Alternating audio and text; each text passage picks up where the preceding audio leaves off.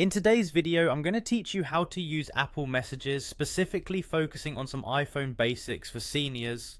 First, let's start with opening the Messages app. If you're on your iPhone's home screen, look for the green speech bubble icon. This is your Messages app. Just tap it with your finger and it will open right up for you.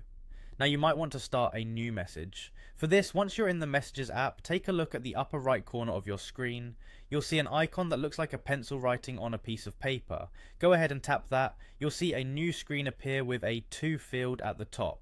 This is where you type the name, phone number or email of the person you'd like to send a message to. If this person is already in your contacts, you'll notice their name might pop up as you type. When you see it, a simple tap on their name will select them as your recipient. Alright, moving on to typing and sending your message. Just tap into the text box at the bottom of the screen.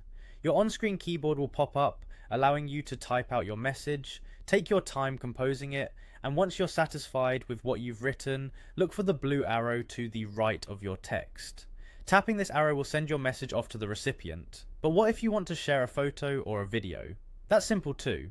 Next to your message box, you'll spot a camera icon.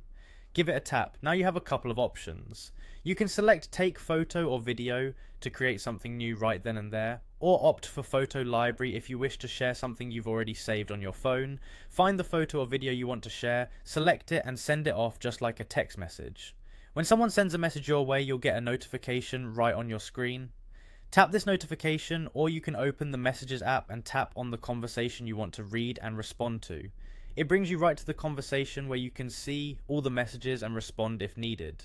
There's also a fun way to interact with messages through reactions. If you press and hold on a message, a menu of reaction options will appear. You'll see choices like heart, thumbs up, laugh and more.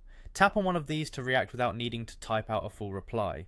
And there you have it. You now have an understanding of the basics of using Apple Messages. I hope this makes texting a bit easier and more enjoyable for you. Thanks for watching, and don't forget to like and subscribe for more helpful tips.